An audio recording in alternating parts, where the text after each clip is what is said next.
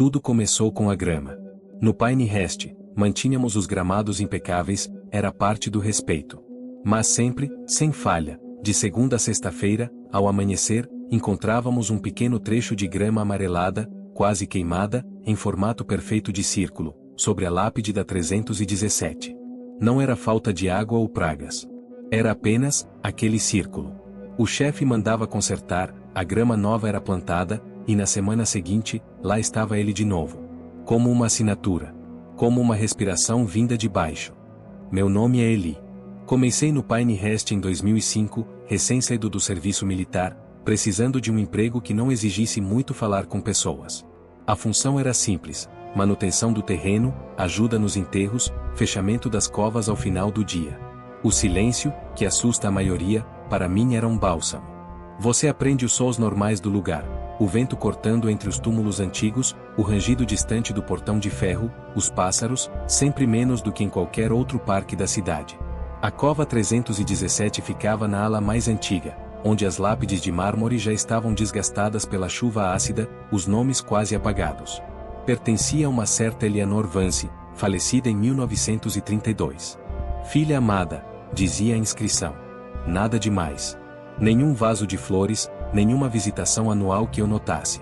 Apenas mais uma entre centenas. O primeiro incidente foi, de fato, a grama. Sam, o capataz mais velho, foi quem apontou. Olha isso, Eli. Sangue do diabo. De novo. Ele cuspiu no chão, desconfiado. Não era a primeira vez. Havia um registro, uma nota amassada na gaveta do escritório, datada de anos antes da minha chegada, problema recorrente com grama no setor 3A, 317. Trocar espécie do gramado. A solução nunca funcionava. Eu ficava encarregado do reparo. Arrancava a grama morta, que saía com uma facilidade estranha, as raízes secas e quebradiças como palha. A terra por baixo era sempre fria. Ironicamente fria, mesmo no auge do verão de Kentucky. Eu replantava o torrão novo, regava, e por alguns dias tudo parecia normal. Até a próxima segunda-feira de manhã. Mas o verdadeiro desconforto começou com os horários. Meu turno às vezes se estendia até mais tarde, principalmente no inverno, quando o sol ia embora cedo. Fechávamos o portão principal para visitantes às 17 horas, mas o trabalho interno continuava. Foi numa dessas tardes de outubro, com a luz fraca e alaranjada, que vi pela primeira vez. Estava guardando as ferramentas no galpão, que tem uma janela lateral com vista para o setor 3A. Um movimento me chamou a atenção. Uma figura parada junto a 317. Não era incomum, visitantes às vezes extrapolavam o horário. Iria avisar que estávamos fechando. Peguei minha jaqueta e comecei a caminhar na direção dela. A cerca de 20 metros, diminui o passo. Era um homem, de costas para mim, trajando um sobretudo cinza escuro, antiquado, daqueles com corte largo nos ombros. Ele não se mexia. Apenas olhava para a lápide. A postura era estranhamente rígida. Senhor, chamei, sem muita convicção. O silêncio do cemitério à noite engole as vozes. Ele não reagiu. Aproximei-me mais um pouco. O cemitério está fechando. Posso ajudá-lo? A essa altura, já estava a uns 5 passos dele. Pude ver que suas mãos, penduradas ao lado do corpo, estavam pálidas, quase azuladas pelo frio. Ele não usava luvas. Foi então que ele se virou. Não todo o corpo. Apenas a cabeça, num movimento seco e angular, como se o pescoço estivesse enferrujado. O rosto era de um homem de talvez 60 anos, magro, com feições afiadas. Mas eram os olhos que me prenderam. Não tinham expressão. Não era tristeza, nem saudade. Era um vazio profundo, como os olhos de vidro de um animal empalhado. Ele me encarou por talvez 3 segundos, que pareceram uma eternidade. O ar ao meu redor pareceu esfriar vários graus de uma só vez.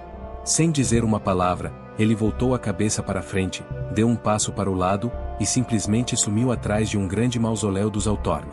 Eu corri os poucos metros até o local. Nada. O corredor entre as fileiras de túmulos estava vazio. Não havia para onde correr que não fosse visível por centenas de metros. Apenas o vento frio e o crepúsculo.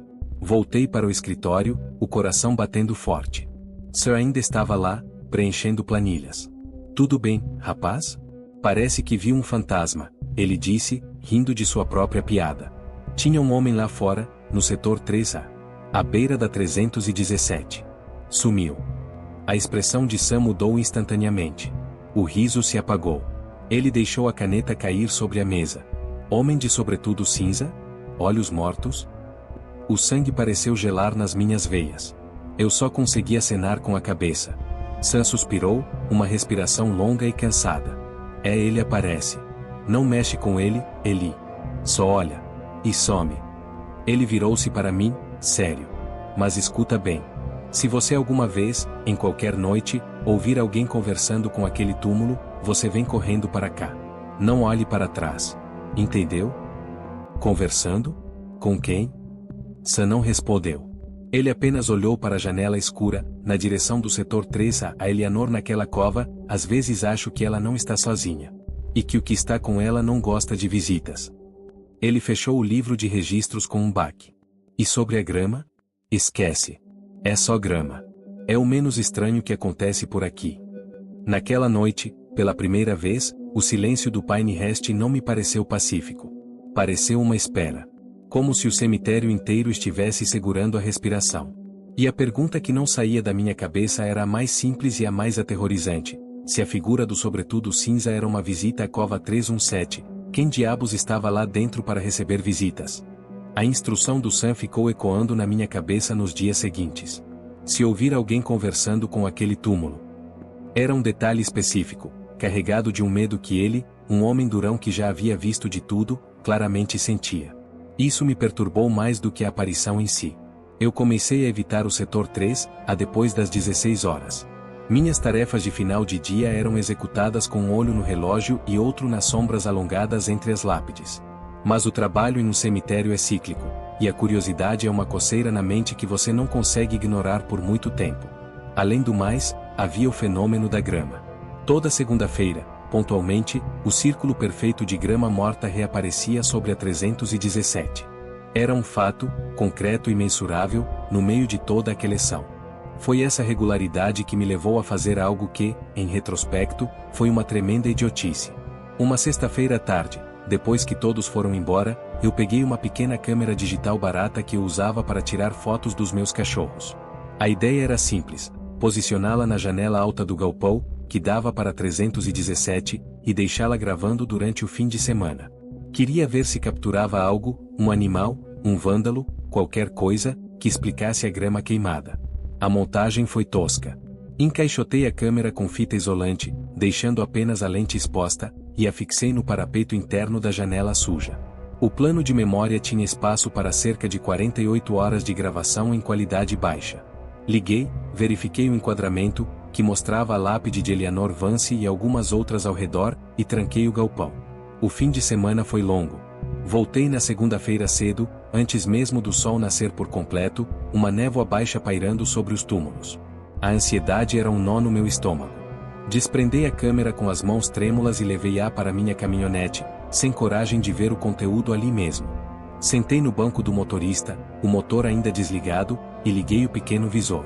Avancei rapidamente pelo sábado durante o dia. Nada. Apenas a luz mudando, algumas nuvens passando. A noite caiu, e a gravação ficou quase totalmente escura, com apenas as formas das lápides visíveis sob a fraca luz de um poste distante. Avancei mais um pouco, minha respiração ficando mais contida. E então, às 3h17 da madrugada de domingo, algo mudou. Um vulto entrou no quadro. Era ele. O homem do sobretudo cinza. Ele caminhou até a cova 317 e parou, exatamente como da primeira vez. A postura era a mesma, rígida e imóvel. A câmera, claro, não tinha áudio. Eu observava, os dedos frios contra o plástico do aparelho. Ele ficou parado por longos minutos. E então, sua cabeça se inclinou levemente, como se estivesse escutando. Meu sangue parou. Ele se abaixou. Não se ajoelhou, mas se inclinou para mais perto da lápide, trazendo o ouvido perto da pedra fria. A pose era íntima, horrivelmente íntima. E então, seus lábios começaram a se mover. Lenta e metodicamente. Ele estava falando. Para a lápide. A cena em si já era de um terror profundo, mas foi o que veio depois que me fez soltar um gemido baixo e instintivo dentro da caminhonete. Após um tempo de conversa, o homem se endireitou. E então, ele fez algo que quebrou completamente qualquer noção de normalidade. Ele assentiu com a cabeça. Um aceno claro, compreensivo. Como se tivesse recebido uma resposta. Ele ficou mais um momento, depois se virou e saiu do quadro, desaparecendo na escuridão na mesma direção de antes. A gravação continuou, mostrando apenas a lápide imóvel até o amanhecer. Eu desliguei a câmera. Minhas mãos estavam suando. Ele estava ouvindo uma resposta. A ordem do Sam martelou na minha mente com novo significado. Não se tratava apenas de ouvir alguém falando com o túmulo. Tratava-se de presenciar o diálogo. Naquela mesma manhã, com uma coragem nascida do puro terror, decidi investigar a única pista tangível que tinha, Eleanor Vance. O arquivo físico do cemitério era um amontoado de livros-caixa e pastas de documentos em um porão úmido. Levei horas, mas encontrei o registro de enterro dela. Data: 15 de novembro de 1932. Causa da morte: febre tifoide. Local de residência: 221 Maple Street. Nada fora do comum. Mas havia uma anotação à mão, rabiscada na margem inferior, com uma tinta diferente e mais recente: transferência de responsabilidade solicitada por família, Vance.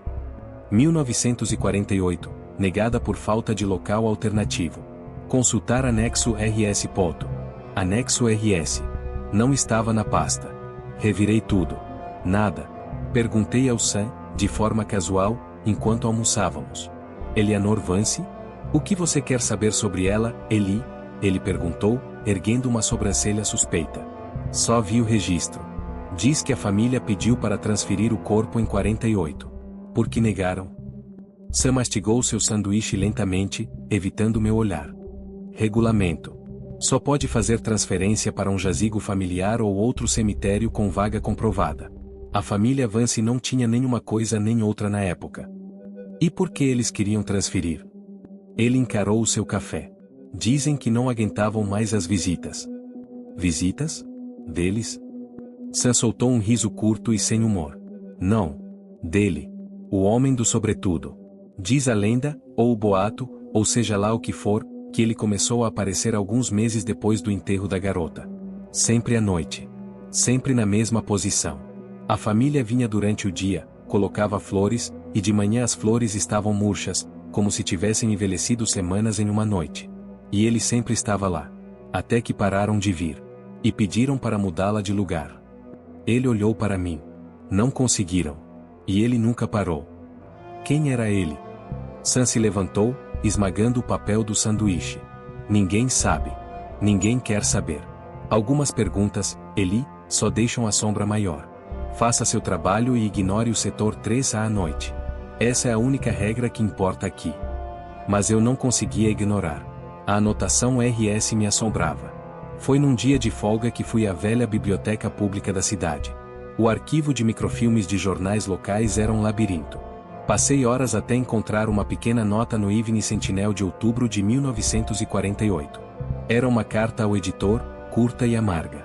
Senhor editor, mais uma vez apelamos à administração do Pinehurst para que resolvam a situação que assombra o repouso de nossa filha, Eleanor. A presença indesejada persiste. As flores murcham. O solo rejeita a vida.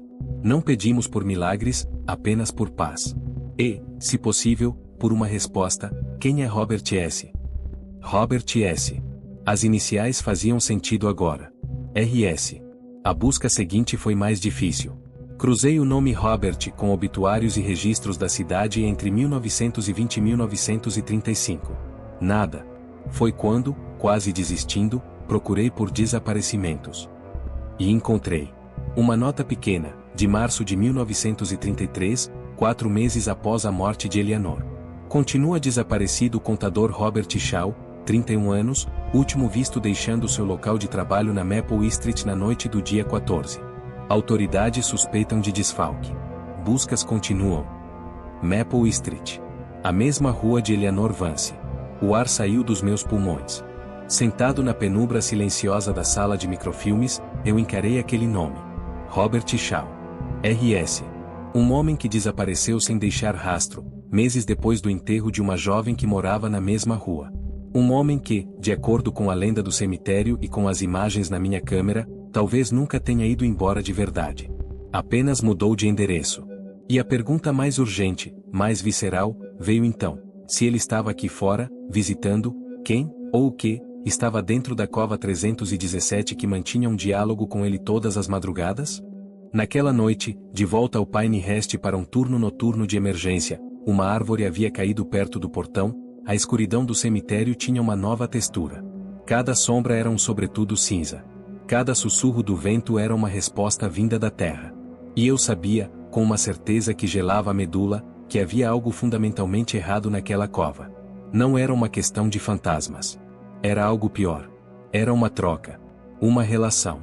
E eu, ao tentar entendê-la, talvez tivesse me tornado parte dela.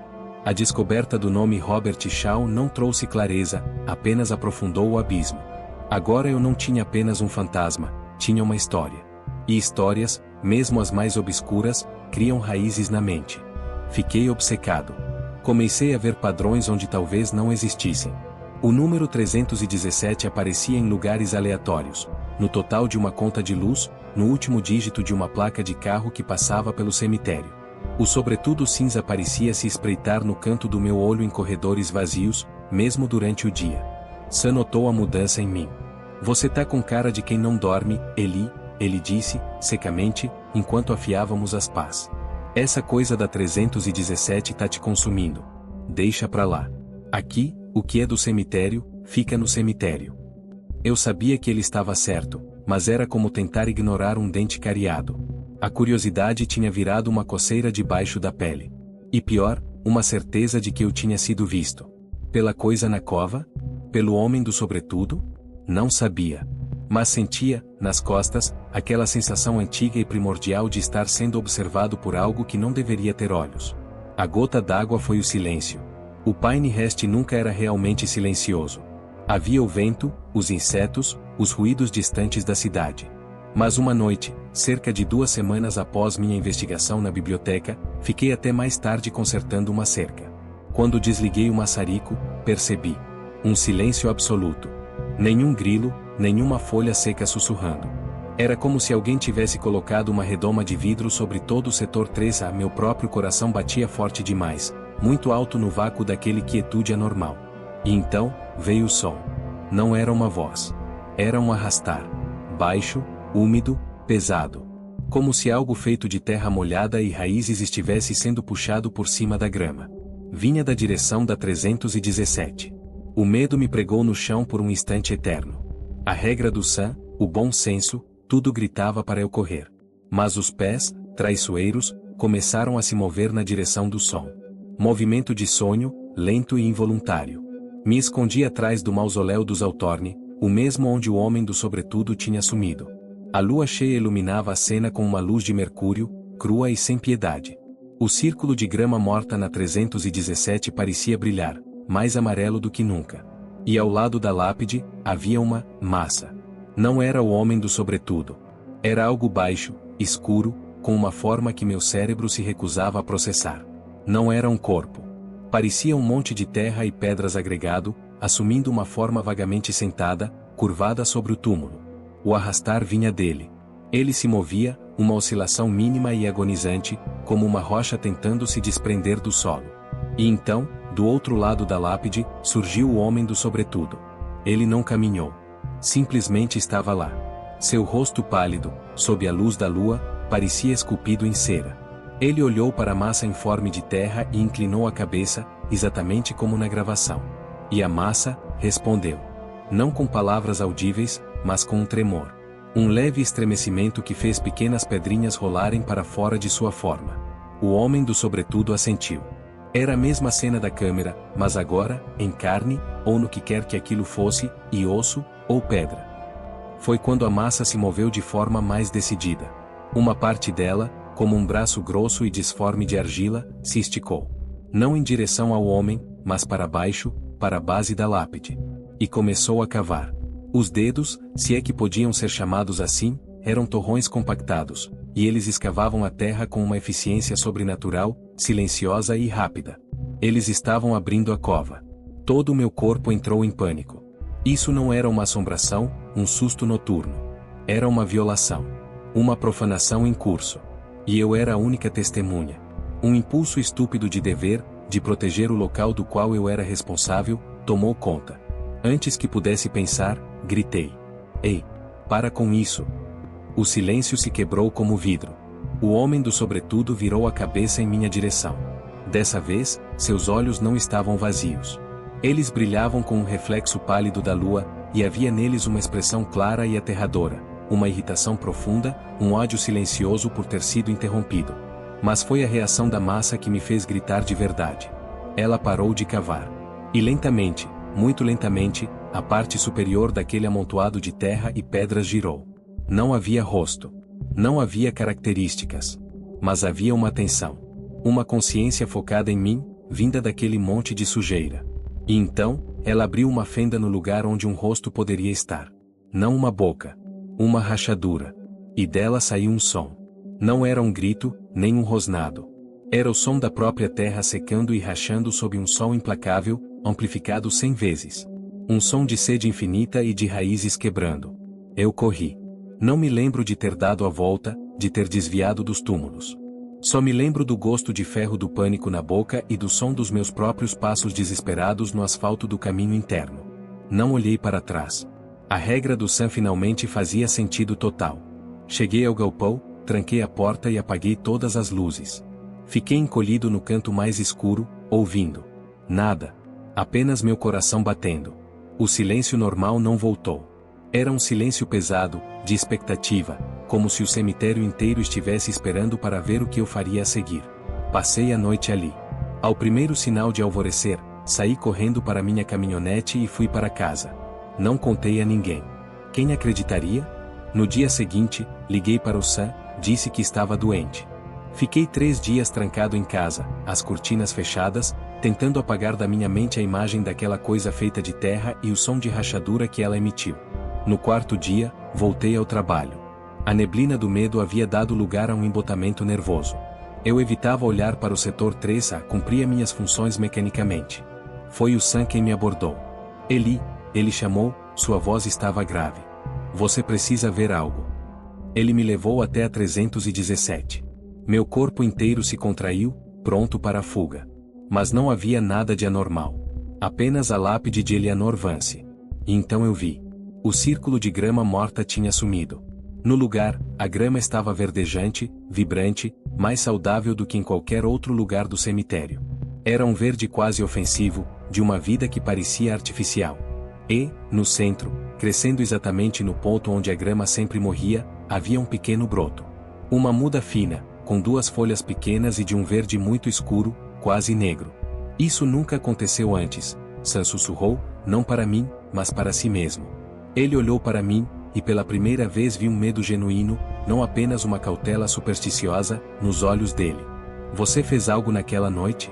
Você falou com alguma coisa? Eu balancei a cabeça, negando, mas meu silêncio foi mais revelador que qualquer palavra. Ele aceitou a oferenda, Sam disse, enigmaticamente. Ou marcou seu território. De qualquer forma, acabou. Acabou o quê? Minha voz saiu rouca. A visita. Olha. Ele apontou para a base da lápide. Havia uma mancha no mármore, uma descoloração. De perto, dava para ver que tinha uma forma. A forma borrada, quase imperceptível, da sola de um sapato, como se alguém tivesse esfregado terra úmida e ela tivesse fossilizado ali. A mancha estava voltada para fora da cova, como se alguém tivesse dado o último passo para longe dela. Ele foi embora. E o que está na cova agora? Eu ousei perguntar. Sam olhou para o broto verde escuro, depois para o céu nublado. Apenas a Eleanor. Finalmente. Mas algo ficou para trás. Ele tocou a muda com a ponta da bota, mas não a danificou. Isso aqui é a resposta que a família Vance nunca teve. E a gente nunca vai entender. E assim foi. O homem do sobretudo cinza nunca mais foi visto. O círculo de grama morta nunca mais voltou. Apenas aquele broto cresceu, lento e constante. Hoje, é um arbusto baixo, de folhas sempre escuras, que nunca floresce. Parece que nada cresce à sombra dele. Deixei o Pinehurst 1 ano depois. Não conseguia mais ficar. O silêncio não era mais um bálsamo, era uma memória ativa do arrastar e do som de terra rachando. Mas às vezes, nas noites muito quietas da minha casa nova, longe dali, eu acordo com um cheiro no ar. Cheiro de terra revolvida, fria e úmida. E uma sensação clara, inconfundível, de que estou sendo absolvido por uma atenção que não vem de fora da janela. vem de baixo.